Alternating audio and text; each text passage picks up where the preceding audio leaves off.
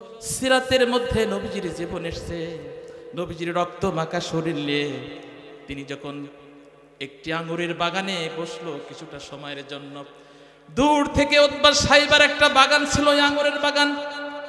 Utba Saiba এক খণ্ড একটা আঙ্গুরের ঝোঁকা নিয়ে নবীজির সামনে প্রেরণ করলেন তার গোলামকে দিয়ে। গোলাম যখন নবীজির কাছে আঙ্গুরের ঝোঁকাটা দিল, নবীজি ক্ষুধার্ত ছিল, তিনি বিসমিল্লাহির রহমানির রহিম বলে ওই আঙ্গুরটি খেতে লাগলো। গোলাম তাকে জিজ্ঞাসা করলো, হে আল্লাহর বান্দা, এত সুন্দর করে এই এলাকায় এই বাক্যগুলো কেউ বলে না, আপনি কে? আপনার পরিচয় আমি জানতে চাই। নবীজি বললেন গোলাম। নবীজি বললেন ভাই আপনার নাম কি? ওই গোলাম উত্তর দিল আমার নাম আদ্দিস। নবীজি বললেন তোমার নাম যদি আদ্দিস হয় তাহলে আমি তোমার একটা কথা বলি, তোমার বাড়ি কি ইউনুস বিন মাত্তারের বাড়ির নিকটে? ওই গোলাম বলল জি আমার বাড়ি ইউনুস বিন মাত্তার বাড়ির নিকটে। আপনি কি করে জানলেন? নবীজি বললেন এক নবী আর এক নবীর খবর জানে। যখনই কথা বললেন গোলাম সঙ্গে সঙ্গে নবীজির গায়ের প্রতি শরীরের প্রতি ঝুঁকে পড়ল, সঙ্গে সঙ্গে কলেমা পাঠ করলো। সবাই বলেন লা ইলাহা ইল্লাল্লাহু মুহাম্মাদুর রাসূলুল্লাহ। নবীজি বললেন ফালামাস্তাফিক, আমার কোনো জ্ঞানী ফিরে নাই। নবীজির প্রতি এত অত্যাচার করেছে, এত নির্যাতন করেছে। প্রিয় ভাইরা আমার, যে রাসূল এসেছে আমাদের জন্য শান্তির বার্তা নিয়ে এসে সেই রাসূল মার খাচ্ছে, আমি আপনি তো মার খেতে পারি কি? কথা ঠিক কিনা? আমার আপনার জেলখানা তো হতে পারে, কথা ঠিক কিনা? প্রিয় ভাইরা আমার, আলোচনা শুরু করছে, একটু গভীর মনোযোগ দিয়ে শোনেন। ফালামাস্তাফিক বললে আমার কোনো জ্ঞান ফেরে নাই, ইল্লা ওয়া নাবি কারনিস সালিব। যখন আমি কারনিস সালিব পর্যন্ত পৌঁছালাম তখন পর্যন্ত আমার কোনো হুঁশ জ্ঞান ফিরে নাই। একটুখানি যখন আমার জ্ঞান ফিরল, ফারাপাতু রাসি, যখন আমি মাথা উঠালাম, নবীজি বললেন ফাইজা ওয়া আনা বিসাহাবাতি, এক খণ্ড মেঘ আমার মাথার উপরে আছে। ওদা জাল্লাতনি, একটা ছায়া বিস্তার করছে। আল্লাহর নবী বললেন ওই ছায়াটার দিকে যখন ফানাজারতু, আমি তাকিয়ে দেখলাম, ফিহা জিব্রাইল আলাইহিস সালাতু ওয়াস সালাম, ওই আকাশের ওই ছায়ার মধ্যে দেখলাম হযরতে জিব্রাইল আলাইহিস সালাতু ওয়াস সালাম। নবীজি দেখার সঙ্গে সঙ্গে জিব্রাইল বলল ফানাদাতি ফাকালা ইয়া মুহাম্মদ ইন্নাল্লাহা ক্বাদ সামিয়া কাওলা কওমিকা লাকা ওয়া মারাদ্দু আলাইকা। হে মুহাম্মদ, তায়েফের বাসীরা তোমার সাথে যে আচরণ করেছে, তায়েফের বাসীরা তোমার সাথে যে নির্যাতন করেছে, স্বয়ং আল্লাহ রাব্বুল আলামিন সব কিছু সচক্ষে দেখেছেন। জোরে বলেন সুবহানাল্লাহ। Muslim Times 24. Enjoy the Holy Quran. আউযু বিল্লাহি মিনাশ শাইতানির রাজীম। বিসমিল্লাহির রহমানির রহিম। ইন্নাল্লাহা ওয়া মালাইকাতাহু ইউসাল্লুনা আলান নবী ইয়া আইয়ুহাল্লাযীনা আমানু সাল্লু আলাইহি ওয়া সাল্লিমু তাসলিমা। সবাই একটু দুরূদ পাঠ করি আমরা। যে দুরূদ পাঠ করলে আল্লাহ সুবহানাহু ওয়া তাআলা খুশি হয়ে যায়, আমার আপনার বরকতের দরজা খুলে দেবে, রহমত আসবে। সবাই আমরা যে দুরূদটা, দুরুদে ইব্রাহিম না দুরুদে মোহাম্মদ, কোনটা? দুরুদে কে ইব্রাহিম বললে? এতদিন সব ভুল বললেন। দুরুদে মোহাম্মদ, দুরুদে মনে থাকবে। আউযুবিল্লাহ কোন হাদিসে আছে না কোরআন আছে? কোনটা কোনটা? আউযুবিল্লাহ কোরআনে আছে না হাদিসে আছে না অন্য কোনো কিতাবে? কেউ জেনেছেন? মুসলমান না আমরা?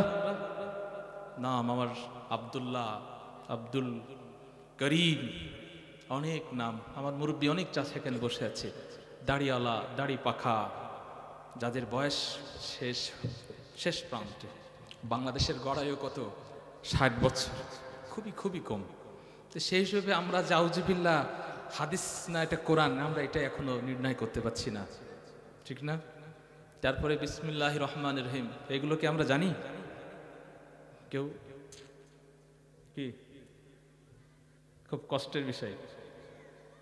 আউযুবিল্লাহি মিনাশ শাইতানির রাজিম, এটা আমরা আসলে হাদিসে পড়ি না এটা কোরআনে পড়ি? এটা কোরআনে আছে। কোন সূরায় কেউ জানেন?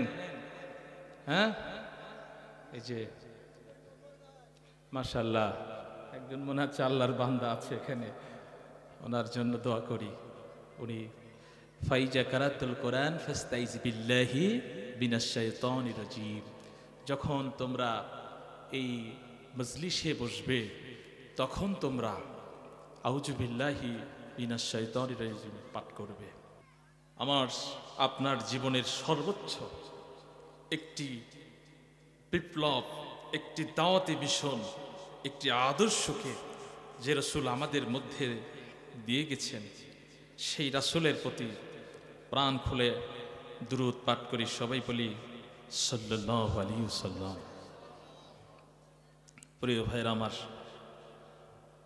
পৃথিবীর অনেক ধর্ম মত পথ যখনই ছড়িয়ে ছিটিয়ে গেছে, তখন আল্লাহ সুবহানাহু ওয়া তাআলা পথ হারা, পথ ভোলা মানুষের সামনে প্রেরণ করেছেন নবী রাসূল। আমাদের কাছে প্রেরণ করেছেন মুহাম্মদ সাল্লাল্লাহু আলাইহি সাল্লাম। সবাই বলে সাল্লাল্লাহু আলাইহি সাল্লাম। প্রিয় ভাইরা আমার, সেই মহান রব্বুল আলামিন যিনি আমাদের নবী করিম সাল্লাল্লাহু আলাইহি সাল্লামকে প্রেরণ করে আবার আমাদের মাঝখান থেকে উনি বিদায় নিয়ে দিয়ে গেছেন, রেখে গেছেন আমাদের সামনে কোরআন এবং হাদিস। এই দুইটা জিনিস যদি আমরা এর প্রতি ইস্তেকামত হয়ে যদি দৃঢ় পথ, consolidation, strongly, strictly with the stay on this the Holy Quran, we must be success, otherwise not your success. অন্যথায় আমরা কখনো সফলতা পাবো না। If you think as a Muslim this is the Holy Quran as a responsibility to obey by the rules of law, এই কোরআনের আইনকে যদি আপনি এটাকে আনুগত্য করেন, পালন করেন, ইনশাল্লাহ আপনি দুনিয়াতে সফল, আখিরাতে সফল।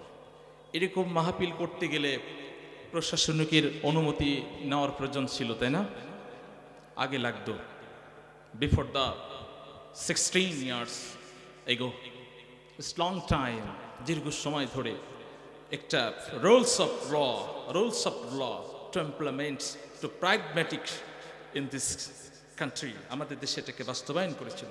We never expected from this government, আমরা ওই গভর্নমেন্টের কাছ থেকে এইটা আশা করতেছিলাম না। Just government display their movement, it is a democracy system. At firstly I think that what's the meaning of democracy? গণতন্ত্রটা কি? What is the definition of democracy? গণতন্ত্রের সংজ্ঞা কি? ইসলামের সংজ্ঞা কি? গণতন্ত্রের সংজ্ঞা কি? XYZ বিভিন্ন ধরনের মতভেদ, মতামত সবকিছু ব্যক্ত করার একটা জায়গার নাম ছিল গণতন্ত্র। আলটিমেটলি সেই গণতন্ত্র এখানে পদঙ্খল হয়েছে, পদচ্যুত হয়েছে। যারা এটা প্র্যাকটিস করল, যারা এটা প্র্যাকটিসের অনুশীলনী ছিল, তারাও কি হয়ে গেছে? হারিয়ে গেছে। সত্যিকার যদি গণতন্ত্র চর্চা হতো, a few time stay in this world, কিছুটা সময় থাকতো। পৃথিবীর মেরু এখন তিনটা, একটা হচ্ছে গণতন্ত্র, একটা হচ্ছে কমিউনিস্ট। আপনারা আবার সেই কমিউনিস্টকে সন্ত্রাসী বাহিনী বললেন না, কমিউনিস্ট সাম্যবাদ। আর একটা গণতন্ত্র, আর একটা হচ্ছে ইসলাম। Islam is the complete code of life, একটা পরিপূর্ণ জীবন ব্যবস্থা।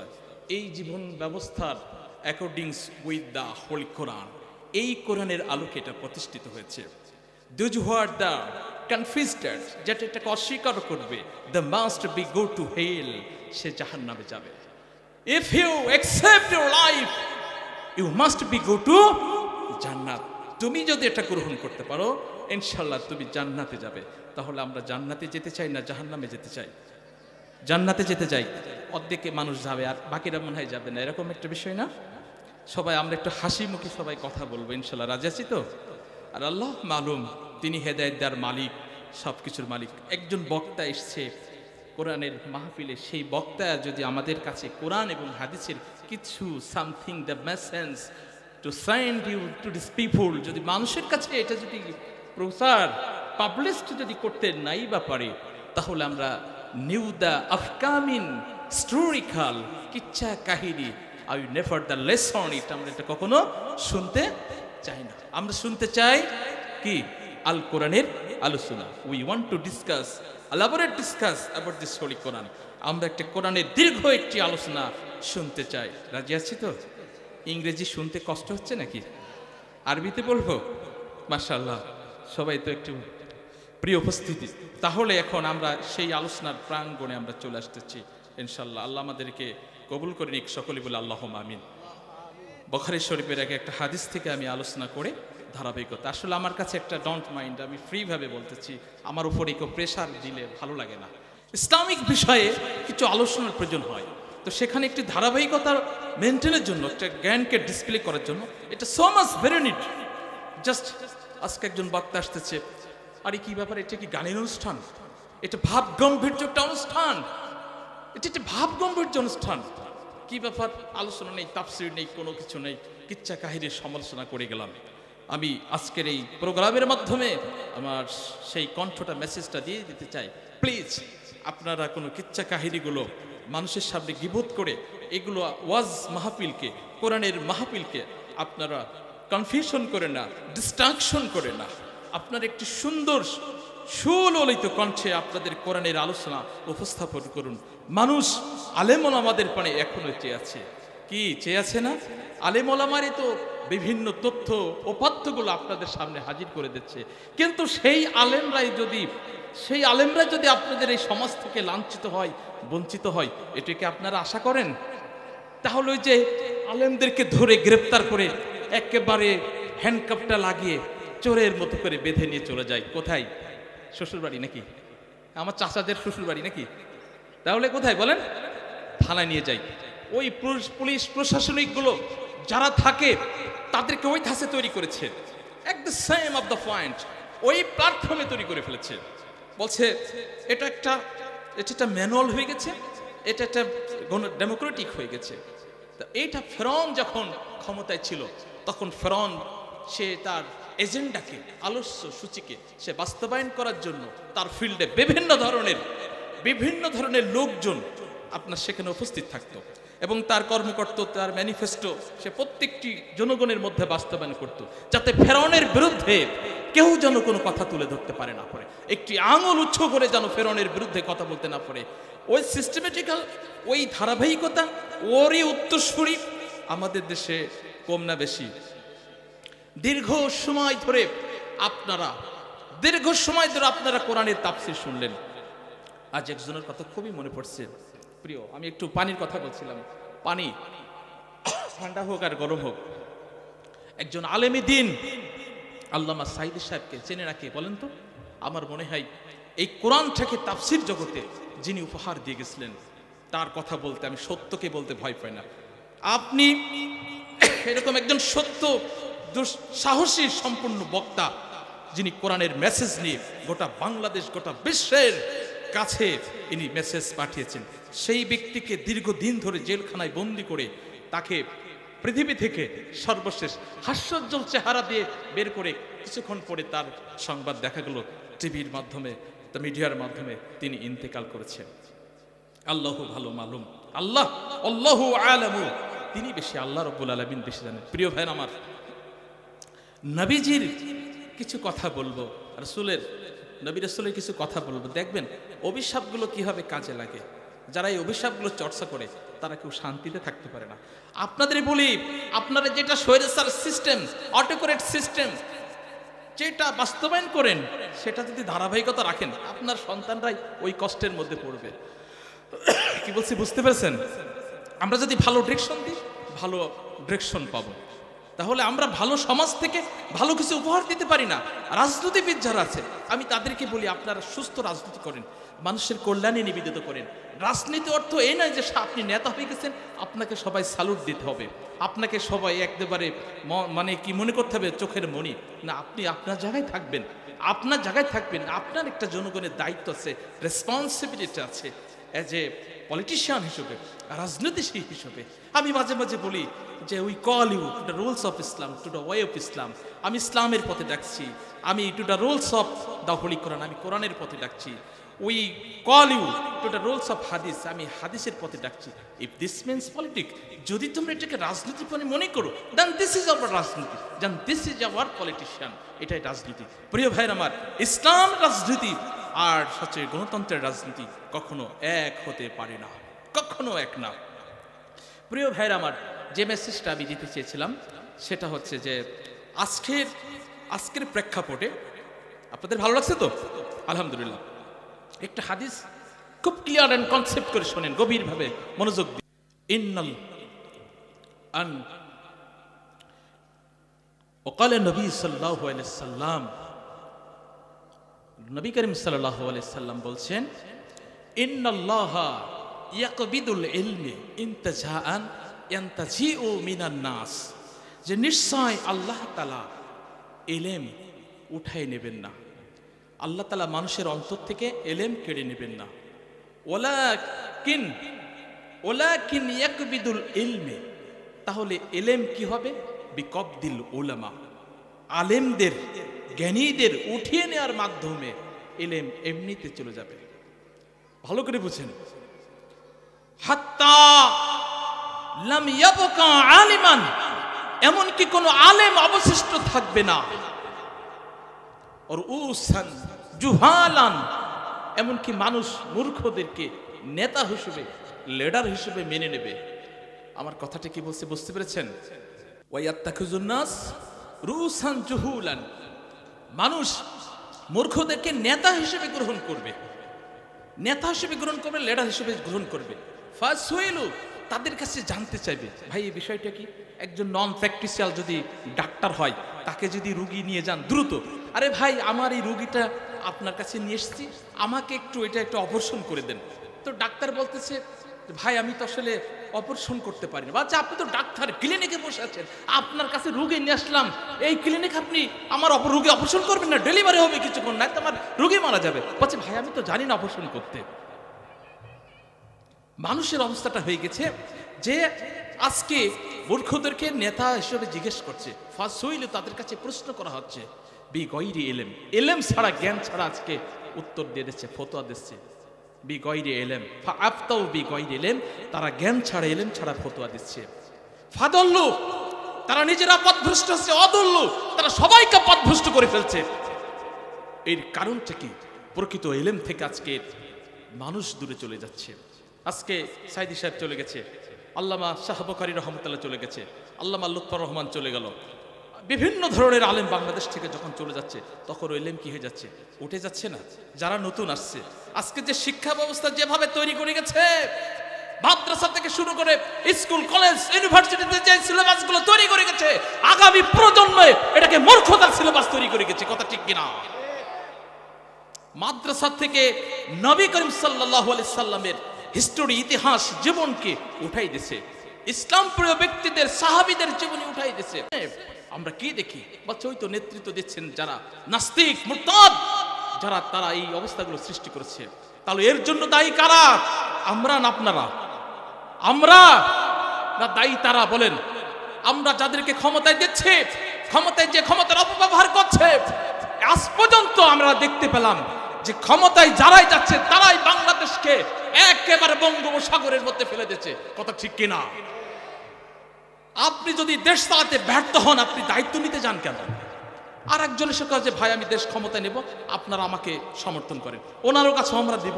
দেওয়ার পরে উনিও কবে, ভাই আগামী ওই যে আগে যে হাইনাটা ছিল সব খেয়ে গেছে, ভাই কিচ্ছু নেই, চেটে পুষে সব খেয়ে ফেলেছে, আমাদের আর কিচ্ছু নেই ভাই, নতুন করে। ভাই তাহলে আপনি ফেন না ভাই, ওনারে বলতে হবে আপনারা যেন না, তাহলে যারা এই টেকল দিতে পারে তাদেরকে আমাদের ডাকার দরকার, প্রয়োজন আছে কিনা? আমাদের তাদের দরকার। দুর্নীতিমুক্ত একটা সমাজ দরকার, দুর্নীতিমুক্ত একটা রাষ্ট্র দরকার, দুর্নীতিমুক্ত একটা প্রশাসন দরকার। তবে আমার বাংলাদেশ আগামীতে নেতৃত্ব দেবে, শান্তির ছায়াতলে তারা আবদ্ধ হবে, কথা ঠিক কিনা? প্রিয় ভাইরা আমার, সেই রাষ্ট্র সেই সমাজ আপনারা দেখতে চান? সবাই বলেন ইনশাআল্লাহ। হাত উঁচু করে দেখান। আলহামদুলিল্লাহ, আল্লাহ হাতগুলো কবুল করে নিক। প্রিয় ভাইরা আমার, এতক্ষণ তো আমরা ইনশাআল্লাহ দীর্ঘ সময় আলোচনা করলাম। হাদিস বুখারী শরীফ, আনাইশা সিদ্দিকা রাদিয়াল্লাহু তাআলা আনহা قالت للنبي صلى الله عليه وسلم هل أتى عليك يوم كان أشد من يوم أحد। আম্মা জান হযরত আয়েশা সিদ্দিকা রাদিয়াল্লাহু তাআলা আনহা নবীজিকে বললেন, ইয়া রাসূলুল্লাহ, আপনার জীবনে সব থেকে কষ্টের দিন, সব থেকে কঠিন দিন উহুদের দিনের মতো কি আর কোনো দিন আপনার জীবনে এসেছে? নবীজি বললেন, ক্বালা লাকাদ লাকিতু মিন কওমিকা। ও আয়েশা, আমার জীবনে সব থেকে কঠিন দিন একটা এসেছে। কানা সাদ্দা মা লাকিতু মিনহুম ইয়াউমাল আকাবা। যেদিন আমি তায়েব সফরে গেছিলাম, সেই তায়েব সফরের মতো এত বড় কষ্টের দিন আমার জীবনে আর আসে নাই।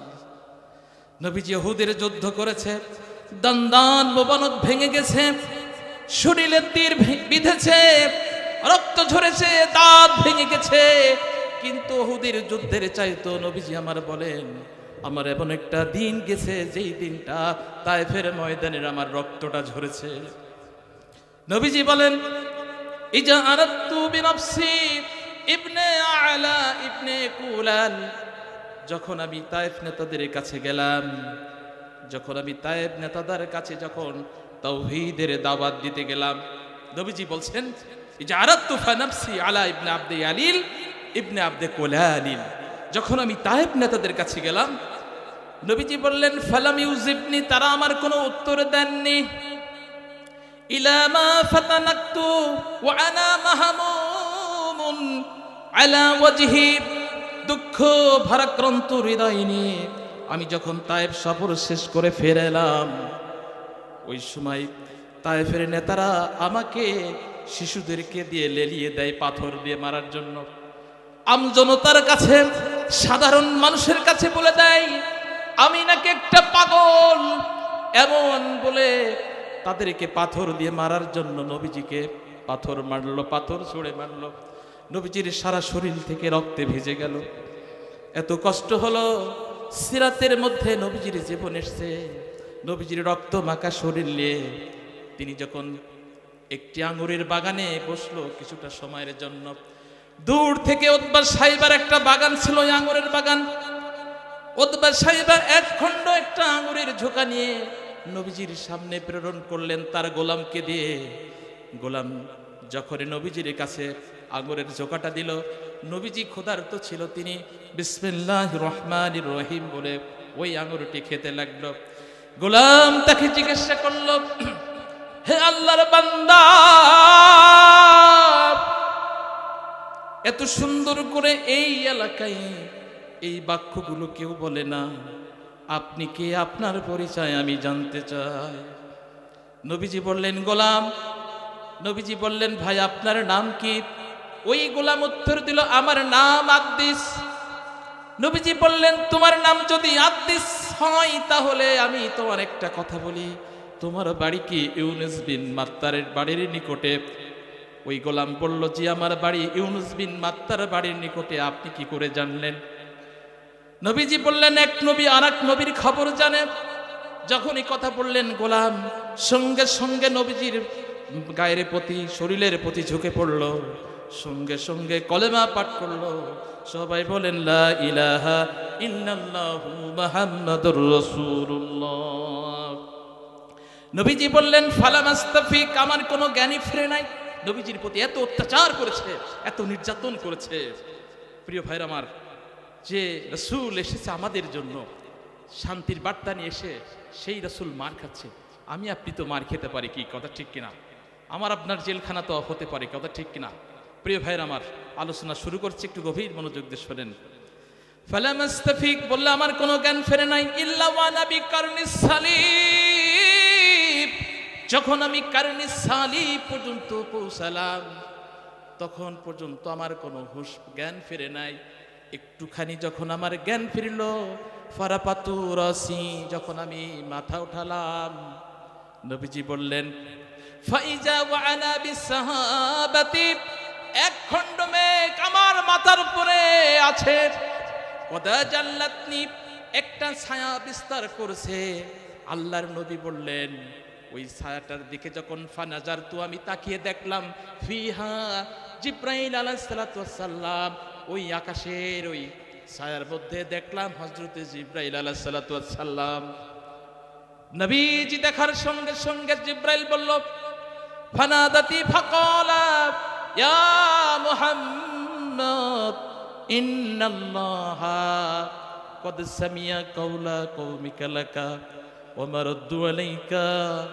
হে মুহাম্মদ, তায়েফের বাসীরা তোমার সাথে যে আচরণ করেছে, তায়েফের বাসীরা তোমার সাথে যে নির্যাতন করেছে, স্বয়ং আল্লাহ রাব্বুল আলামিন সব কিছু সচক্ষে দেখেছেন। জোরে বলেন সুবহানাল্লাহ। নবীজিকে সুসংবাদ দিয়ে বললেন, হে রাসূল, কদ বাআসা ইলাইকা মালাকাল জিবাল, আপনার নিকট পাহাড় নিয়ন্ত্রণকারী ফেরেশতা মালাকাল জিবাল প্রেরণ করে দিয়েছেন। নবীজিকে বললেন ফামাশিতা ইনশিতা লিতামুরাহু, নবীজিকে বলা হলো হে রাসূল, আপনি তাকে ব্যবহার করতে পারেন, আপনি তাকে নির্দেশ দিতে পারেন। ফানাদাতি ফাকালা মালাকাল জিবাল, তিনি যখন আসলেন, ক্বালা সুম্মা ক্বালা, তিনি বললেন ওয়া আনা মালাকাল জিবাল, হে রাসূল, আমি হলাম মালাকাল জিবাল। লিতামুরুনি, আমাকে আপনি আদেশ করুন, বিআমরিকা, আমি আপনার আদেশ পালন করার জন্য হাজির হয়ে গেছি। ইনশিতা বিশিতা আতবাকতু আলাইহিমুল আকশাবাইন, নবীজিকে বলেন ইয়া রাসূলুল্লাহ, যদি আপনি একটা বার আমাকে নির্দেশ দেন, তাহলে আমি ওই আকশাবাইন পাহাড়টা এনে তায়েফের বাসীর পরে আমি একদম ডলে পিষে শেষ করে দিতে পারি। আল্লাহু আকবার। আকশাবাইন পাহাড় বলা হয়, কুআইকান পাহাড়, কুবাইস পাহাড়, এই দুইটা হাজিরা হজ করতে যায়, দেখে কুআইকান পাহাড়, কুবাইস পাহাড়, এই দুইটা রয়েছে পাহাড় মক্কাতে। অত্যন্ত বড় একটা পাহাড় দুটি একত্রে হাদিসে ভাষায় বলা হচ্ছে আকশাবাইন। ওই পাহাড়টা এনে গোটা তায়েফবাসীকে আমি নিঃসন্ন করে দিই। অত্যাচার নির্যাতিত নিখিল বিশ্বের মহামানব, তিনি কারো অনুমতি দিতে পারে? নবীজি আমার বললেন বাল আরজু, আমি আশা করি, ইয়া জিব্রাইল ইয়া মালাকাল জিবাল, আমি আশা করি আইয়াখরাজু ইখরাজাল্লাহু মিনাসলাবিহিম, ওই তায়েফের বাসীর মধ্যে থেকে এমন বান্দা হবে, এমন মানুষ বের হবে যারা লা ইশরিকু বিল্লাহি শাইআন, যারা আল্লাহর সাথে যারা কোনো শরীক করবে না, তারা তাদের প্রিয় নবীজিকে গ্রহণ করবে। সুবহানাল্লাহ।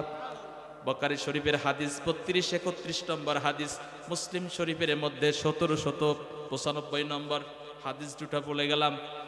আমার প্রিয় ভাইরা আমার, নবীজি দাওয়াত দিয়েছে, এই অপরাধে দাওয়াতি কাজ করে বলে তার দুইটা কন্যা সন্তান, একজনের নাম কুলসুম আর একজনের নাম রোকায়া। আবু লাহাবের দুই পুত্রের সাথে বিয়ে হয়েছিল, একটা পুত্রের নাম উতবা আর একটা পুত্রের নাম উতাইবা। উতাইবা আবু লাহাব শেখাইতেছে, তোমার শ্বশুরের সাথে খারাপ ব্যবহার করতে হবে, শ্বশুরকে মারতে হবে, শ্বশুরের মেয়ে তালাক দিতে হবে। তাউজুবিল্লাহ বিন জালিক। আবু লাহাবের সন্তান উতাইবা নবীজির সামনে এসে নবীজির কলারটা ধরে, জামাটা ধরে, এমন একটা হেক্সা টান দিয়েছে, নবীজির জামাটা শরীর থেকে ছিন্ন ভিন্ন হয়ে গেছে। নবীর দিকে তাকায়া, ওই সুন্দর চেহারার দিকে ওতাইবা একটা থুতু মারে, বারবার থুতু দেয়। নবীজি আমার এত কষ্ট করলো, মনের ব্যথা নিয়ে তিনি মুখ থেকে বেরিয়ে গেছে বদদোয়া, আল্লাহুম্মা আসাল্লিত আলাইহি কালবাম মিন কিলাবিকা। নবীজি আমার মুখ থেকে বেরিয়ে গেছে, আল্লাহ একটা কুকুরকে, একটা শুকরকে ওই ওতাইবার উপরে তুমি বিজয় দিয়ে দাও।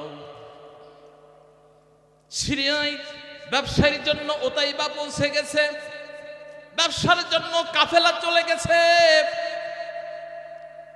জারকা নামক স্থানে পৌঁছায় যখন তারা একটা কাফেলা ফেলেছে, প্রায় অনেক শত শত লোক ব্যবসায়ী করতে যেত। কুরাইশরা আগে দলকে দল ভেদে ব্যবসায়ী যেত, একজন দুজন করে নাই, এরকম 200-500 লোক একসাথে সিরিয়ার দিকে চলে যেত ব্যবসার জন্য। ওই যে সূরা কুরাইশ, লাইলাফি কুরাইশ ইলাফিহিম রিহলাতাশ শিতাই ওয়াস সাইফ, কুরাইশদের কথা বলা হয়েছে ওই ছোট্ট সূরার মধ্যে।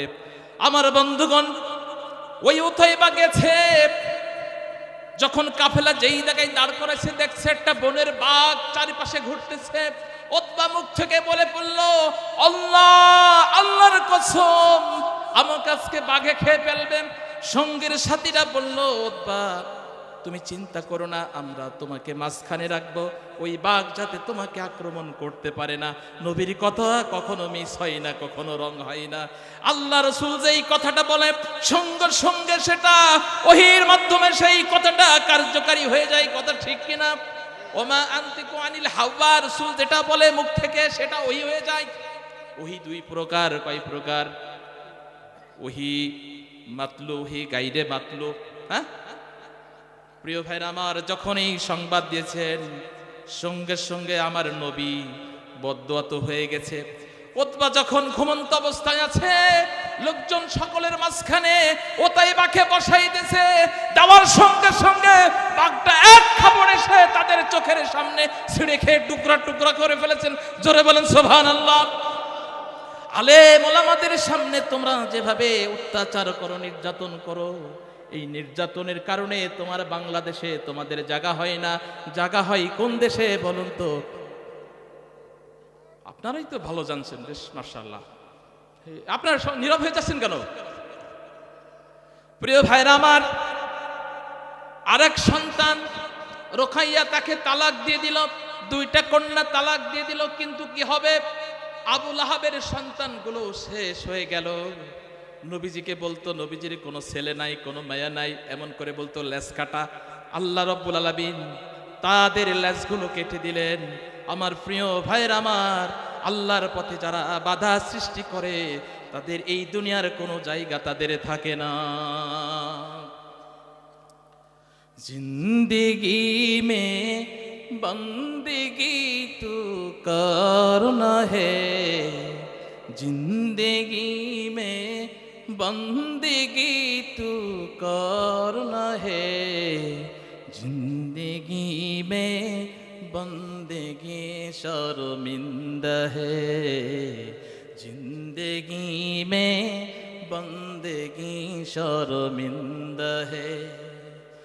दुनिया में हो दुनिया का तो गर न हो, बाजार से गुजर हो, खरीदार न हो। दुनिया एक में मिसले कागज फूल है, दुनिया एक में मिसले कागज फूल है। जिंदगी में बंदगी तू करना है, जिंदगी में बंदगी शर्मिंदा है। দুনিয়ার জিন্দেগি বান্দা, তুমি যতটা মনে করো এই দুনিয়া একটা কাগজের ফুলের মতো, এই দুনিয়া আল্লাহর কাছে। এই দুনিয়ায় আমি থাকবো না, একদিন আপনি থাকবেন না। এই দুনিয়ায় থেকে আমি আপনি বিদায় নেব। আল্লাহ রাব্বুল আলামিন বলে, বান্দা ওমাই ইউরিদ সাওয়াবুদ দুনিয়া নুতিহি মিনহা, যে ব্যক্তি দুনিয়ার কিছু চাই আমি আল্লাহ তাকে দুনিয়ার কিছু অংশ দিয়ে দিই। আমার আল্লাহ বলেন ওমাই ইউরিদ সাওয়াবুল আখিরাত, যে ব্যক্তি আখিরাত চাই নুতিহি মিনহা, আমি আল্লাহ তাকে আখিরাত দিয়ে দিই। আখিরাতের পথে থাকতে চান কারা কারা? মেহেরবানি করে একটু হাত উঁচাই করে দেখান। আল্লাহু আকবার। আল্লাহ এই হাতগুলো আমাদেরকে কবুল করে নিক। আল্লাহ সুবহানাহু ওয়া তাআলা আপনাদের এই হাতগুলো কবুল করে নিক। আমি অত্যন্ত আনন্দিত হচ্ছি যে আল্লাহ এই হাকিমপুরে মাঠে আল্লাহ আপনাদেরকে আপনাদের সাথে আমার দেখা করার সুযোগ করেছেন। আমি গত ইয়েতে এসেছিলাম আপনাদের এখানে, বিশেষ করে যে নির্বাচনের মুখে এসেছিলাম, অনেকের সাথে আমার মনে হয় দেখা হয়েছিল, তারা হয়তো চিনতে পারবেন আজকে। তো ইনশাল্লাহ তো আল্লাহ রব্বুল আলামিন তিনি যে আমাদের এখানে হাজির করছেন এই জন্য মহান রবের কাছে শুকরিয়া আদায় করছি। সকলেই বলে আল্লাহুম্মা আমিন। প্রিয় ভাইরা আমার, আল্লাহ রব্বুল আলামিন বলেন ওয়ালাকাদ কাররামনা বনি আদামা ওয়া হামালনাহুম বিল বিররি ওয়াল বাহরি ওয়া রাযাকনাহুম মিনাত তাইয়্যিবাত ওয়া ফাদ্দালনাহুম আলা কাসীরিম মিম্মান খালাকনা তাফদীল।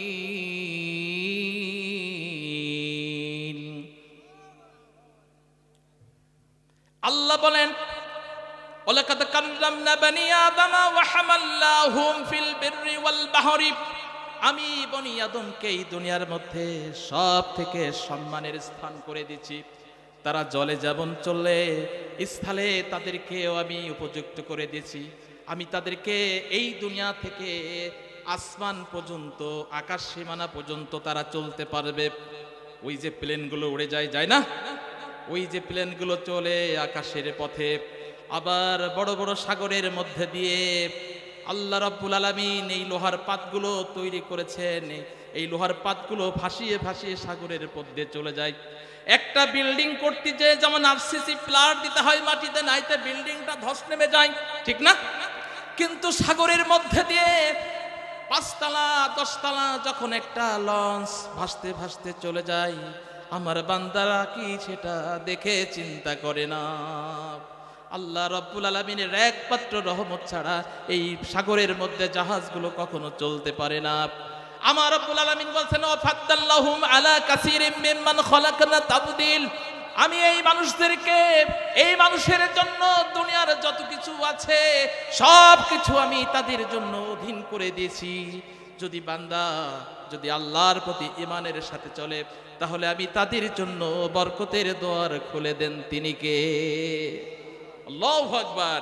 আল্লাহ রাব্বুল আলামিন বলেন ওয়ালাউ আন্না আহলাল কুরা আমানু ওয়াত্তাকাউ লাফাতাহনা আলাইহিম বারাকাতিম মিনাস সামাই ওয়াল আরদ ওয়ালাকিন কাসসাবা ফাআখাযনাহুম বিমা কানু ইয়াকসিবুন।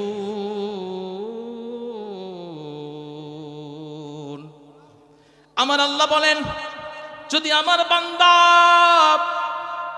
আমার প্রতি যদি ঈমান আনে, আমাকে যদি ভয় করে, আমার আল্লাহ বলে যদি আমার বান্দা যদি আমার প্রতি ঈমান আনে, আমার প্রতি ভয় করে চলে, তাকওয়া যদি অবলম্বন করে, আমি রব্বুল আলামিন তাদের জন্য এই জমিনে আসমান এবং জমিনের রহমতের কথা, বরকতের কথা, রহমতের সমস্ত বরকত তাদের জন্য উন্মুক্ত করে দিলাম।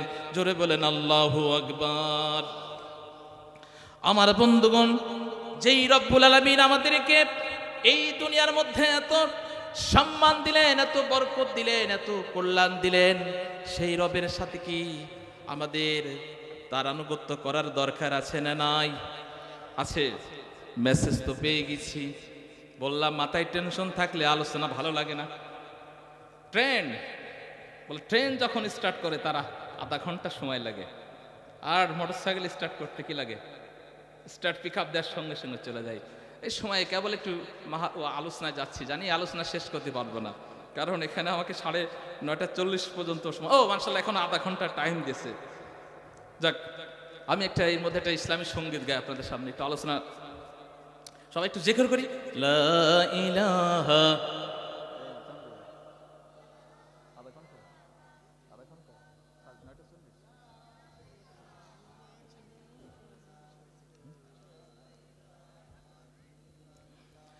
লা ইলাহা ইল্লাল্লাহ, লা ইলাহা ইল্লাল্লাহ, মুহাম্মাদুর রাসূলুল্লাহ। আধা ঘন্টায় তো শেষ করতে পারবো না। একটা নিয়ত করেছিলাম আপনাদের কাছে একটা গান করে আমি গাজওয়াতুল হিন্দের যুদ্ধে চলে যাব। সামনে একটা বিশাল আপডেট আলোচনা আছে। আমি পরিচালককে বলবো একটু সময় যত আমার যেন আর না করে, আমি আলোচনাটা করবো ইনশাল্লাহ। খুব মন মতো একটা আলোচনা। আজকে মরলে কালকে 2 দিন, পরের দিন কেউ কাঁদেবে না, যাদের জন্য করলা কামাই মরলে তারা চিনবে না। ঠিক না? যাদের জন্য কামাই করছেন মরে গেলে তারা চিনবে। থাকতে সময় করো আমল, জীবন করো খাটি, তোমার আমার শেষ ঠিকানা 3.5 হাত মাটি। কত কষ্ট করলে তুমি গড়লে সাদের বাড়ি, সেই বাড়িতে ঠাঁই হবে না, যাইতে হবে সারি। মোহ মায়ার টানে তুমি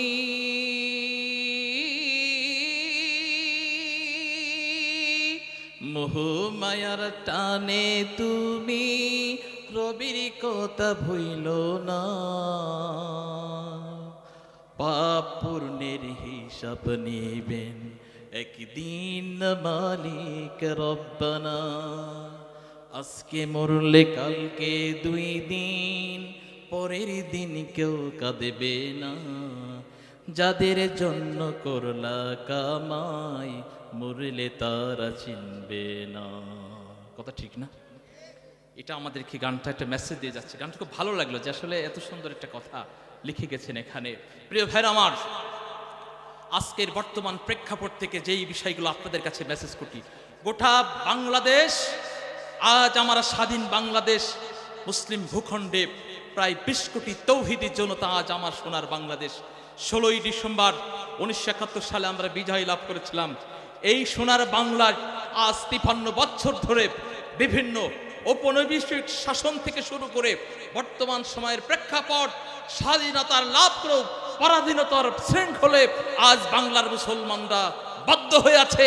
এই বদ্ধ শিকলকে ভেঙে আমাদের আগামী একটি লাল সবুজের পতাকা তোলে, ইসলামের পতাকা, কোরআনের পতাকা, আল কোরআনের পতাকা উড্ডীন করতে চাই। আমরা কি রাজি আছি?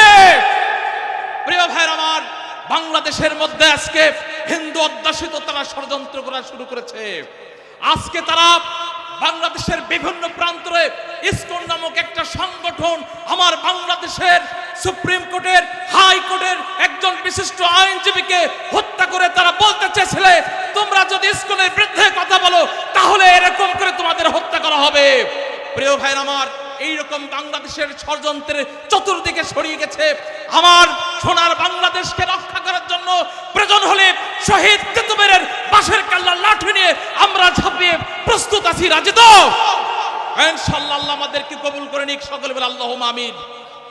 এদেশ শাহ মুকদমের বাংলাদেশ, শাহ ওলিউল্লাহর বাংলাদেশ, শহীদ তেতুমিরের বাংলাদেশ, হাজী শরীয়তুল্লাহর বাংলাদেশ, শাহ ওলিউল্লাহর বাংলাদেশ, শাহজালালের বাংলাদেশ। যারা বাংলাদেশ আমার ইসলামের দাওয়াত বাংলার জমিনে প্রতিষ্ঠা করেছিল, ওই সমস্ত রাম নেতৃত্বদের কাছে আমার সোনার বাংলাকে কখনো হত্যা করে দিতে পারি না ইনশাআল্লাহ। প্রিয় ভাইরা আমার, বুখারী শরীফের হাদিস 66টা কিতাব আছে। এই কিতাবের মধ্যে নাসাই কিতাব, নাসাই শরীফ, এখানে 3175 নম্বর হাদিস লিখে রাখেন, রেকর্ড হচ্ছে, আলোচনা হচ্ছে। এই হাদিসের মধ্যে আমার রাসূল মেসেজ দিয়ে গেছে, বলেছেন সাওবানা মাওলা রাসূলুল্লাহি সাল্লাল্লাহু আলাইহি ওয়াসাল্লাম। আমার রাসূল বলতেছেন, ক্বাল রাসূলুল্লাহ সাল্লাল্লাহু আলাইহি ওয়াসাল্লাম আল ইসাবাতানি মিন উম্মতি আহরাজাহুমুল্লাহু মিনান নার। আমার উম্মতের মধ্যে 2টি দল থাকবে যাদের তাদেরকে আল্লাহ সুবহানাহু ওয়া তাআলা জাহান্নাম থেকে চিরদিনের মতো করে মুক্ত করে দেবেন যারা ওই যুদ্ধে অংশগ্রহণ করবে।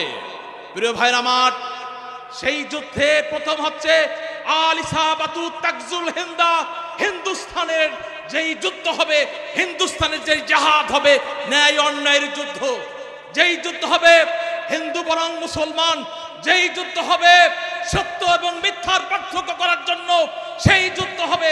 ওই যুদ্ধে যারা অংশগ্রহণ করবে আল্লাহ রাব্বুল আলামিন ঘোষণা করে দিয়েছেন তারা জান্নাতে চলে যাবে। জোরে বলেন সুবহানাল্লাহ। ইউটিউবে ফেসবুকে প্রচার করছে হিজবুত তাওহীদের একজন বিজ্ঞ ব্যক্তি, বলবো অজ্ঞ বলবো না বিজ্ঞ বলবো আল্লাহ মালুম। আমার বড় ভাই, আজকে আমি সাইফুল ইসলাম বলে যাচ্ছে, যদি আমার কাছে মেসেজ আছে, আজকে যদি খ্রিস্টান হই, আজকে যদি আমি ইহুদি হই, তাদের এজেন্ট হই, আমাকে 2 কোটি টাকা দিয়ে আমার মতো ব্যক্তিকে কিনে এই সমাজে ভিন্ন জাতের ফতোয়া প্রদান করার জন্য বলা হয়। প্রিয় ভাইরা আমার, এটাই কারণে যে যাতে একজন ইসলামী প্রিয় ব্যক্তি যেন ফতোয়া দিলে মানুষের মধ্যে কনফিউশন সৃষ্টি হয়ে যায়। এই রকম কিছু এজেন্ট আমার বাংলাদেশে ইহুদিদের চক্রান্তে, খ্রিস্টানদের চক্রান্তে, অমুসলিমদের চক্রান্তে এমন কিছু ইহুদি জুটেছে, তারা ইসলামের নামে বিদ্বেষমূলক কথা ছড়িয়ে তারা পাবলিশ করছে, বিভিন্ন তারা মিডিয়ার সেন্টারে পাবলিশ করছে। প্রিয় ভাইরা আমার, এখানে বলা হচ্ছে যে হুজুররা ভারতের সাথে যুদ্ধ লাগানোর জন্য এই হাদিসটি ব্যবহার করা হয়। আমি বলতে চাই, হুজুররা যুদ্ধ করার জন্য কথা বলে না, হুজুররা কথা বলে ইসলামের পথে আসো, আল্লাহর দ্বীনের পথে আসো। তোমাদের সাথে লড়াই শুধুমাত্র একটা, তোমরা আমার কোরআনের বিরুদ্ধে হয়ে যাও না। যদি তোমরা আমার কোরআনের বিরুদ্ধে যাও, তাহলে তোমাদের সাথে যুদ্ধ না, বাকি যেটুকু আছে সেটাকেও করতে প্রস্তুত আছি। আপনারা রাজি তো? প্রিয় ভাইরা আমার, এখানে বলা হচ্ছে যে হুজুররা নাকি ভারতের সাথে যুদ্ধ লাগিয়ে দিচ্ছে। ভাই, আপনি এই ধরনের কথা বলবেন না। এই হাদিসটি এই কথা নাই। উনি এই হাদিসের মধ্যে বর্ণনা দিচ্ছে যে রাজাদের সাথে যুদ্ধ হবে। রাজা, আরে বেটা, একটু আগে তো হাদিসের ব্যাখ্যা দিলাম যে ওয়ায়াতখুজুন নাস রুসান জুহুলান, মূর্খদেরকে নেতা পালন করবে, নেতা পালন করবে। আরবির জানতে হলে আরবির প্রত্যেকটি অক্ষর, কেন আল্লাহ রাসূল বলে গেছিলেন যে একটা অক্ষর যদি পাঠ করেন আল্লাহ রাব্বুল আলামিন একটা অক্ষর, আরবি অক্ষর তেলাওয়াতের কারণে আল্লাহ তাআলা আপনার আমলনামায় 10টা নেকি দেবে। জোরে বলেন সুবহানাল্লাহ। আপনি ইংলিশ পড়বেন, ইংলিশ তার কম শিখিনি আর কম জানেনি। ঢাকা বিশ্ববিদ্যালয়ে দাঁড়িয়ে ইংরেজিতে বিতর্ক অনুষ্ঠান করেছি, ইংলিশের বিভিন্ন বিষয়গুলো, তথ্য ইনফরমেশনগুলো উপস্থাপন করেছি। প্রিয় ভাইরা আমার, শুধু এই ভাষাটা শিখেছিলাম যাতে আন্তর্জাতিকভাবে আমার দেশের কোনো কথা, কোনো যেন বক্তব্য যেন পাঞ্চ করে আমরা যেন সেটা তার জবাব দিতে পারি, সেই জন্য দুনিয়ার কিছু ভাষা আমাদের শেখার দরকার। এটাকে অপরাধমূলক শিক্ষা নয়। আজকে আরবি ভাষা আপনাকে না জেনে না বুঝে যারা ব্যাখ্যা দেন, ফতোয়া দেন, তারা আলেম না, আলেম নামের কলঙ্ক। তারা প্যান্ট শার্ট পরা, তারা ওই নাস্তিকের দলে তারা কথা বলে, নামাজ তো তারা কেউ তো পড়ে না। সেমিনারগুলো দিয়ে ধরনের মিথ্যা ভুয়া এইরকম বাটপার বেড়েছে, যারা আমার ইসলাম বিদ্বেষীমূলক কথা বলে সমাজকে ইসলামের নামে কলঙ্ক বিষ বাষ্প ছড়িয়ে দিচ্ছে। তাদেরকে অচিরেই এই সমস্ত মুনাফিক ভণ্ডদের বিরুদ্ধে আমাদের লড়াই করতে হবে। রাজি আছেন? মুসলমানদের মধ্যে আওয়াজ আমি খুঁজে পাচ্ছি না। ঘুমিয়ে গেছে নাকি? শীত কি বেশি পড়ছে হাকিমপুরে? হাকিম শব্দের অর্থ কি জানেন? কি বলেন তো? কথা বলেন। হাকিম, হ্যাঁ, মাশাআল্লাহ, জ্ঞানী। ওই কি বলছে? জ্ঞানী।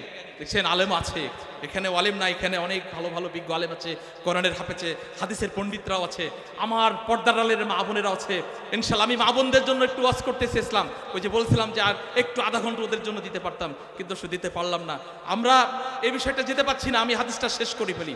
প্রিয় ভাইরা আমার, আজকে এই ইসকন যেই ষড়যন্ত্র খেলেছে, তারা হাজার লক্ষ কোটি তারা এটাকে মদত হিসেবে ব্যয় করে বাংলাদেশ থেকে একটি অরাজক রাষ্ট্র তৈরি করে বিশ্বের কাছে বাংলাদেশকে একটি চরমপন্থী দল, বাংলাদেশের ইসলামিক দলকে একটি জঙ্গিবাদের সাথে তুলনা করা হয়। তোমাদের সৌভাগ্য, সিরিয়ার মতো বিদ্রোহী হয়ে তারা দেশকে স্বাধীন করতে সক্ষম হয়েছে। তারা সত্যিকারের প্যারিসের মুজাহিদ, কথা ঠিক কিনা? রাশিয়া পৃথিবীর সবচেয়ে সুপারলেটিভ পাওয়ার, সেই রাশিয়া ওই স্বৈরাচার সরকার আসাদ সরকারের কাছে সর্বস্ত্র তারা অস্ত্র দিয়েছে, কিন্তু সেই অস্ত্র তাদেরকে প্রতিরোধ করতে পারেনি। পেরেছে? তারা ঠিকই দখল করে নিয়েছে। রসুলের কথা আর একটু বলি।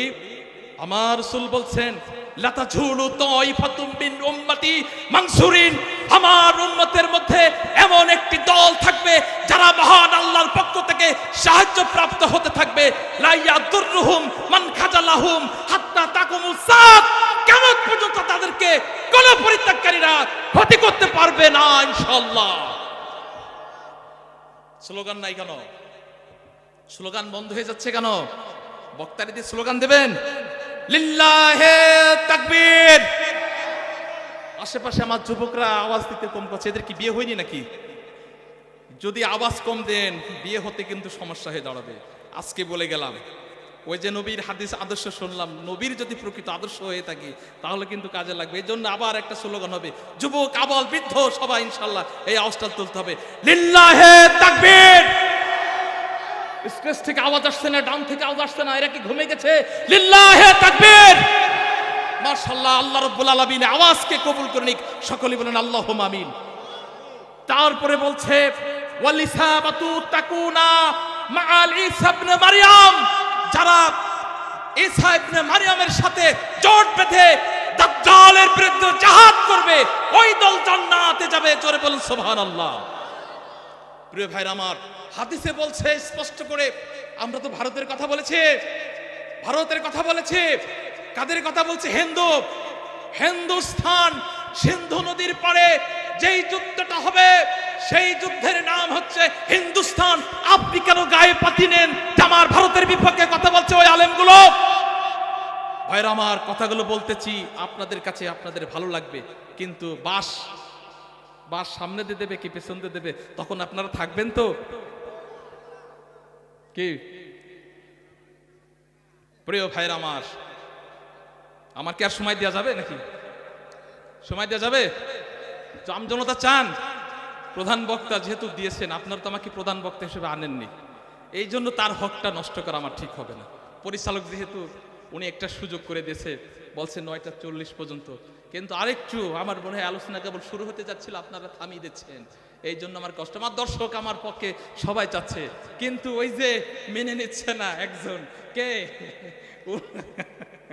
প্রিয় ভাই আমার নবী বলছেন 3174 নম্বর হাদিস, 3174 নম্বর হাদিস নাসাই শরীফ লিখে রাখতে পারেন। বর্তমান ইউটিউবে গুগলে সার্চ দিলে পেয়ে যাবেন। হাদিসগুলোর ব্যাখ্যা দিচ্ছি। আল্লাহ মাদ্রাসা থেকে কামেল পাশ করেছে, ঢাকা বিশ্ববিদ্যালয় থেকে অনার্স মাস্টার্স করছি ইসলামের পক্ষে, ইসলামের পথে, ইসলামিক সাবজেক্ট, এবং আলহামদুলিল্লাহ এমফিল পিএইচডির অব্যাহত রানিং আছে। আমি চাচ্ছি আমার বাংলাদেশের আলেম ওলামাদের মধ্যে যেই ফারাক্কা, যেই দূরত্ব, এটাকে আমি কি করে মাইনাস প্লাস করে একটি সুন্দর প্ল্যাটফর্মে আনতে চাই। আপনারা আমার জন্য দোয়া করবেন। আমি সত্যিকার অর্থে আল্লাহর জন্য আমি আমার জীবন জৈবন, আমার জ্ঞান মেধা আমি উৎসর্গ করতে চাই। I want to sacrifice, I have to sacrifice for the sake of Islam. আমি আমার ইসলামের জন্য সব কিছু ত্যাগ করতে চাচ্ছি। আল্লাহ যেন আমাকে কবুল করে নিক। আপনাদের দোয়া ইনশাল্লাহ অবশ্যই কাজে লাগবে। মানুষের বদদোয়া নেওয়া ঠিক না, মানুষের দোয়াটা চাই। কি ভাই, কথা ঠিক কিনা? আমাদের সমাজে একে অপরের প্রতি সহযোগিতা হবেন। আমি অনেক হাদিস দিতে পারলাম না।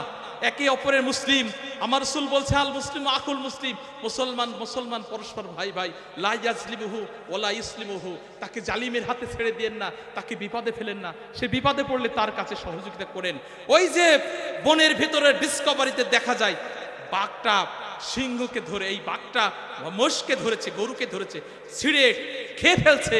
বাকি প্রায় 500 থেকে 600 মোষ দাঁড়িয়ে আছে, কিন্তু সেই দাঁড়িয়ে থাকার পরও ওই মোষগুলো যদি সিংহগুলো দিয়ে একটা গোতা মারতো, তাহলে মনে হয় ওই 2-3টা বাঘ ওর এই বাকি ভাইয়ের মোষ ভাইকে খেতে পারত না। আজকে আমার বাংলাদেশের আলেম ওলামাদের বিপক্ষে কথা বলে, তাদেরকে নিয়ে আজকে বলির পাঠার মতো করে তাদের জেলখানা থেকে শুরু করে সর্বোচ্চ কিছু করা হয়েছে। তাদের পক্ষে আপনারা কখনো একত্রিত হয়ে স্লোগান তোলেননি বলে স্বৈরা শাসকের উৎপত্তি হয়েছে। কথা ঠিক কিনা? আল্লামা সাঈদী সাহেবকে যেদিন ফাঁসির মঞ্চে নিয়ে যাওয়া হয়েছিল বিনা বিচারে, সেদিন কেন আপনারা জবাব চাননি বাংলার মানুষের কাছে? জবাব চার দরকার ছিল না?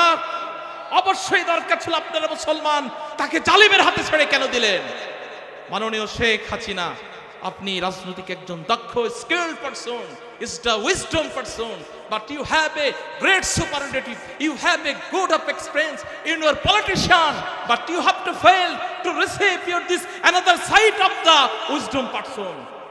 যারা ছিল নাস্তিক, তাদের কথাগুলো পালন করতে যে আপনি নিজেও চলে গেলেন, আপনার রাজ সিংহাসনও চলে গেল। এই যে পলিয়ে চলে গেলে, এই যে পালিয়ে চলে গেলেন, ভাই গীবত গাচ্ছি? রাষ্ট্রের সত্য কথা বলছি কিনা? আগামী প্রজন্মে এই বাংলাদেশ তন্ত্রবাদী সরকার চলছে। আগামী একটি নেতৃত্ব আসবে বাংলাদেশের ভিতরে, সেই নেতৃত্বের মধ্যে আমাদের সর্বোচ্চভাবে সতর্ক হয়ে আল্লাহর দ্বীনওয়ালা সৎ মানুষকে আমাদের এই চেয়ারে বসাতে হবে। তারপরে যদি আমরা ইনশাআল্লাহ এই দিনটা ফিরে পেতে পারি, কথা ঠিক কিনা? যদি গণতন্ত্র বাদ দিতে হয়, ইসলামী রিভলিউশন যদি প্রয়োজন হয়, সেই দিন বাংলার এলাকায় ওলামারা ডাক দিবে আপনাদের কাছে। সেই সময় আপনারা কি এক কাতারে কাঁধ মিলিয়ে দাঁড়াতে পারবেন তো? রাজি আছেন? পেছনের ভাইরা হাত উঁচু করছে না, ওনাদের ওয়াজ মুখস্থ হয়ে গেছে, মুখস্থ হয়ে গেছে। কাল সকালে আবার দেখা হবে নাকি? হ্যাঁ প্রিয় ভাইরা আমার, 1 নম্বর হাদিস গেল। সিরিয়া দখল হয়ে গেছে, সিরিয়া মুসলমানদের হেডকোয়ার্টারে। আমার রাসূল সিরিয়াকে শাম হিসেবে, সিরিয়ার দেশের অপর নাম হচ্ছে শাম। এই শামের জন্য আমার রাসূল দোয়া করে গেছেন। ভাই অনেক কথা, আমি যদি আজকে কিয়ামতের আলামত 10টা নিয়ে কথা বলতাম, আজকে পয়েন্ট আসতে পারতাম।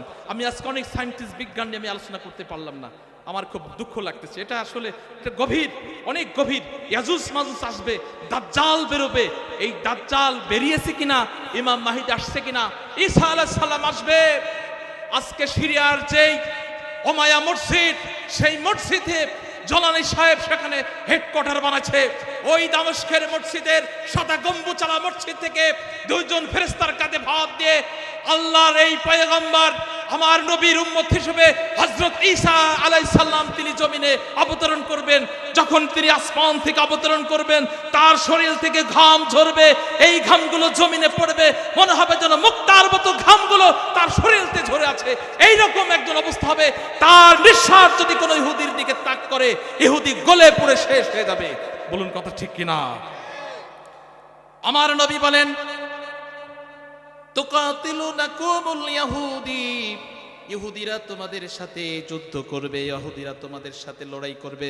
ফাতুসাল্লুতুনা আলাইহিম, ওই যুদ্ধে মুসলমান বিজয় লাভ করবে। হাত্তা তাকুনু,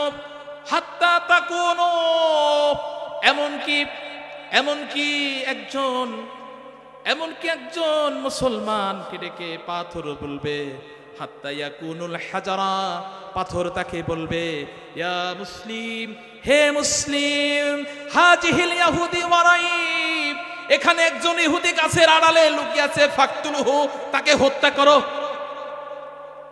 এত অভিশপ্ত যাবি, ওয়ালান তারদানকাল ইয়াহুদু ওয়ালান নাসারা হাত্তা তাত্তাবিয়া মিল্লাতাহুম, ইহুদি নাসারা তোমাদের কখনো বন্ধু হতে পারে। লা ইয়াত্তাখিজুল মুমিনুনাল কাফিরিনা আউলিয়া মিন দুনিল মুমিনুন, আল্লাহ বলছেন ও মুসলমান, ইমানদার ছাড়া, মুমিন ছাড়া তোমরা একে অপরের বন্ধু রূপে গ্রহণ করো না।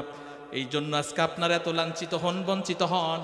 আপনাদের চলাফেরা যদি ইমানদারের সাথে হয়, আল্লাহ রাব্বুল আলামিন তোমাদেরকে ঈমানের পথে অবস্থান করায় দেবেন। তিনি কে? আমার বন্ধুগণ, আমার নবী বলছে এই হাদিসের মধ্যে, আবু হুরায়রা রাদিয়াল্লাহু তাআলা আনহু قال قال রাসূলুল্লাহ সাল্লাল্লাহু আলাইহি ওয়াসাল্লাম।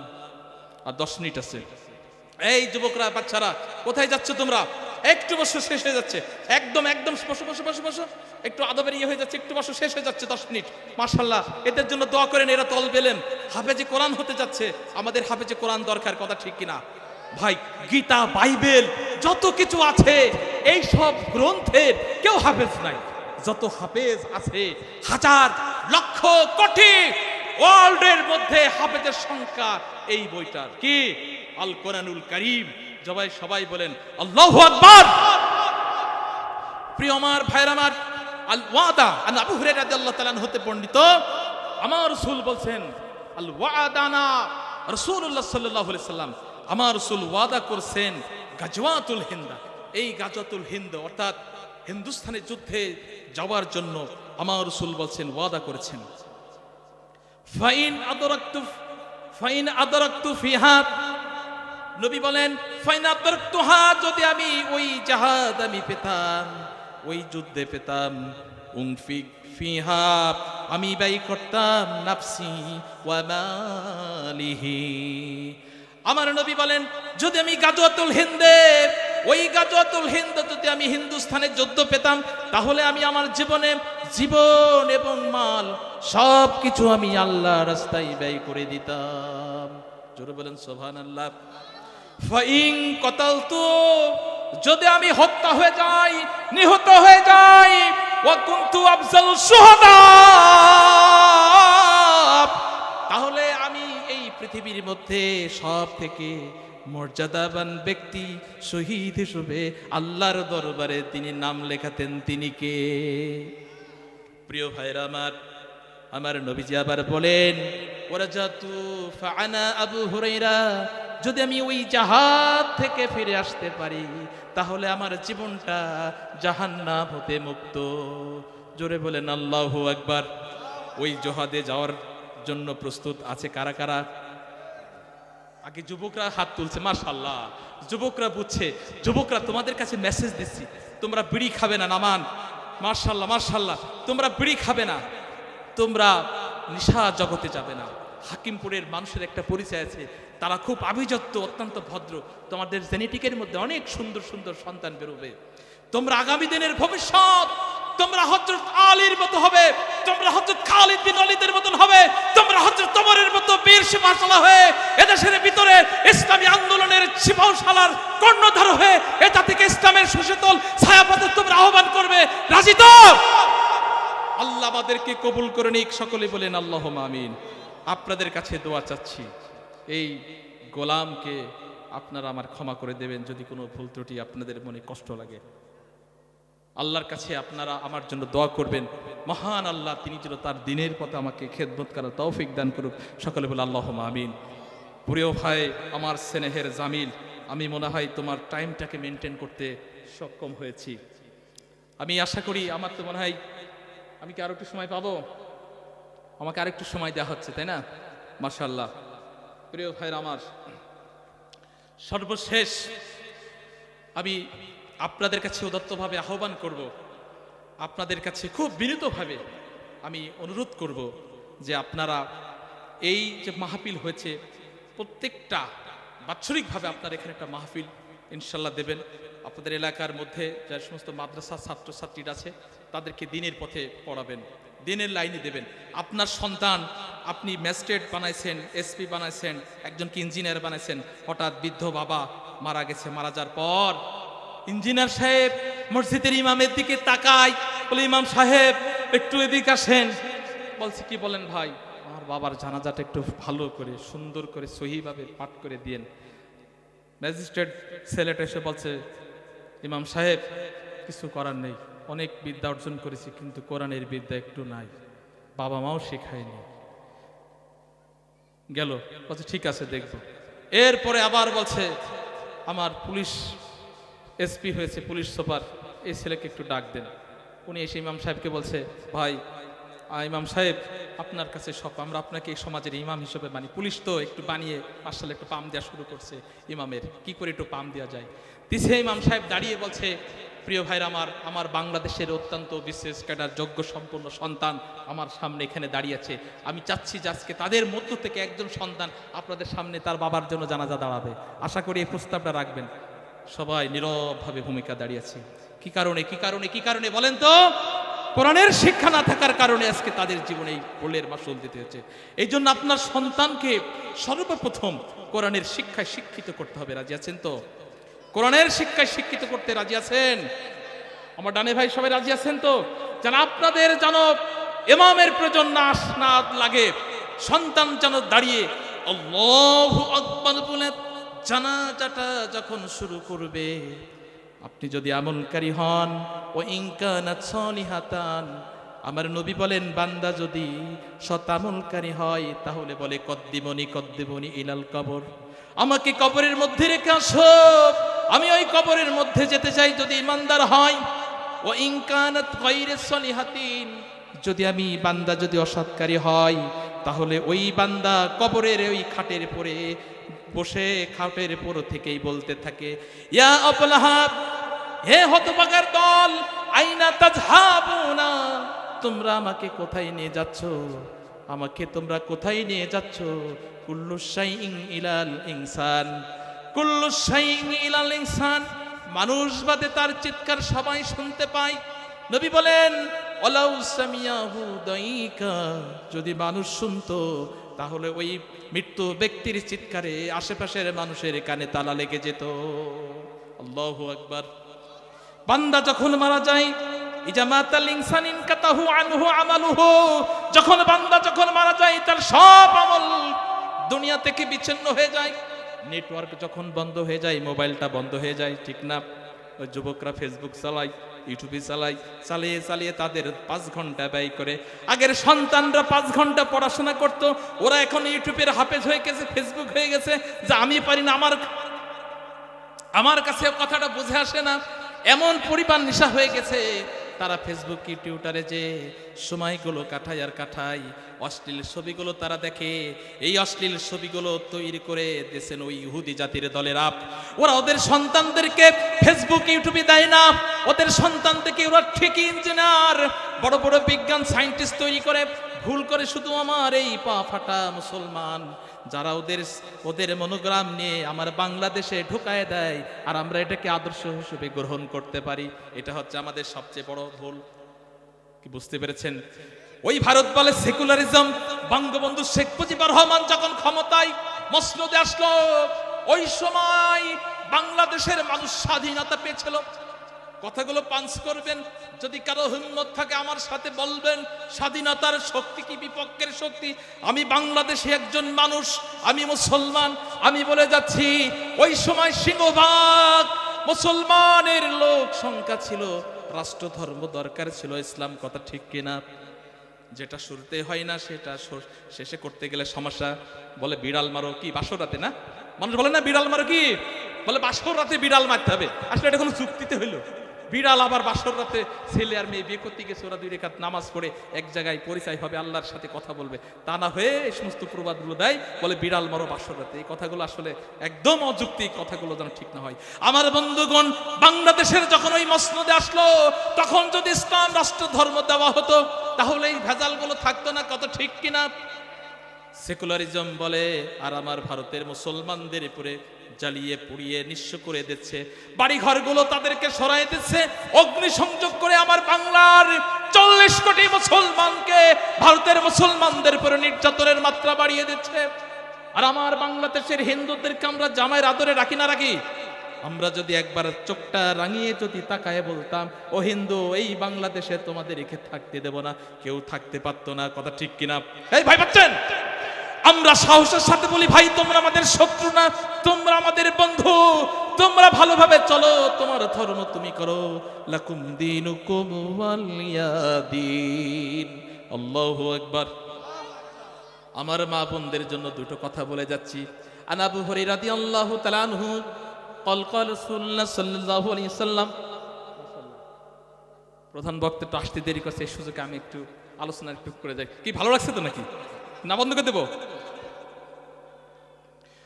প্রিয় ভাইরা আমার, আন আবু হুরায়রা রাদিয়াল্লাহু তাআলা আনহু قال قال رسول الله صلى الله عليه وسلم, তিরমিজি শরীফের হাদিস, লাউ কুনতা আমারু আইয়াসজুদান, যদি আমি রাসূল কাউকে সিজদা করার বিধান করে দিতাম, আল্লামারুল মারআ, আমি নারীদেরকে নির্দেশ দিতাম, ও আমার পর্দার আলারে মা বোনেরা, তোমরা একটু গভীরভাবে শুনে নাও। আমার নবী বলতেছেন, এই পৃথিবীতে যদি আমি আল্লাহর পরে যদি কাউকে সিজদা করার বিধান চালু করে দিতাম, তাহলে মেয়েদেরকে বলতাম তোমরা তোমাদের লিজাউজিহা, স্বামীদের পায়ে সিজদা করে দাও। সুবহানাল্লাহ। আমার বন্ধুগণ, বাংলাদেশের প্রত্যেকটি মুসলমান এই মসজিদে যে সেজদাটা আমরা যখন কপালে ঠেকাই, এই সেজদাটার যে কত গুরুত্বপূর্ণ আপনি হয়তো জানতে পারেন না।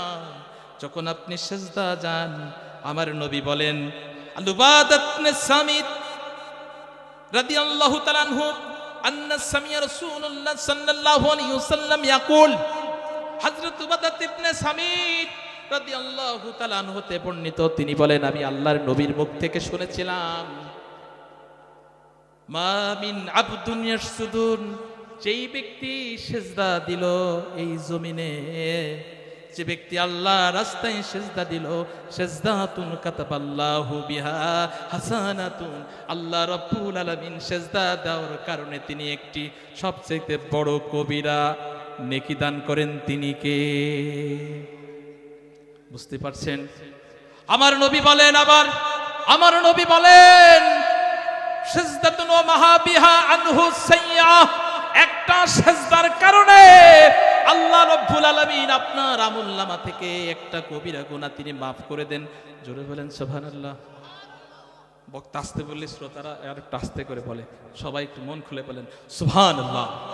আল্লাহর কাছে প্রিয় জেকের, ওই জেকের শুধু ওই জেকের যে বলেন এরকম না, আমি ওই গীবতের আমার পছন্দ না।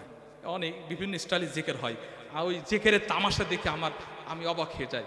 আমার মনে হয় যে এই মাদ্রাসায় কামিল পড়লাম, মুফতি পড়লাম, কিন্তু এই সমস্ত এখনো অনেক বুখারী সহিহ হাদিসগুলো খুঁজি, যে এই লাফালাফি জিকিরগুলো আমি কোথাও খুঁজে পাচ্ছি না। আল্লাহ যে এদের কি জ্ঞান দিছে, আমার মনে হয় শয়তানও দেখে খুব আনন্দ পায়। শয়তান পেছন দিক থেকে বলে মাশাআল্লাহ, এই না, শয়তান তো মাশাআল্লাহ বলবে না, শয়তান বলে চমৎকার চমৎকার, গুড গুড গুড, সুন্দর সুন্দর সুন্দর সুন্দর, এটা তারা বলে, তাই না? যখন পথে একটা নারী যায়, আমার মুসলমান দিনদার ভাইরা নারীর চেহারার দিকে তাকায়, শয়তান ওই নারীর চেহারার সামনে হাজির হয়, এত সুন্দর আকর্ষণ করে দেখায়, এত সুন্দর আকর্ষণ করে দেখায়, যাতে তোমার ওই দৃষ্টিটা, কুদৃষ্টিটা যেন ওই নারীর দিকে যেন চলে যায়। এই নারীর দিকে যখন তুমি দ্বিতীয়বার তাকাবা, তখন তোমার জন্য কবিরা গুনাহ হবে। কথা ঠিক আছে? আমার নবী বলেন, প্রথম দৃষ্টি যদি ভুল করে দিয়েও থাকো, দ্বিতীয়বার ওই নারীর দিকে কুদৃষ্টি দিয়ে তুমি তাকায়ও না। Muslim Times 24. Enjoy the Holy Quran.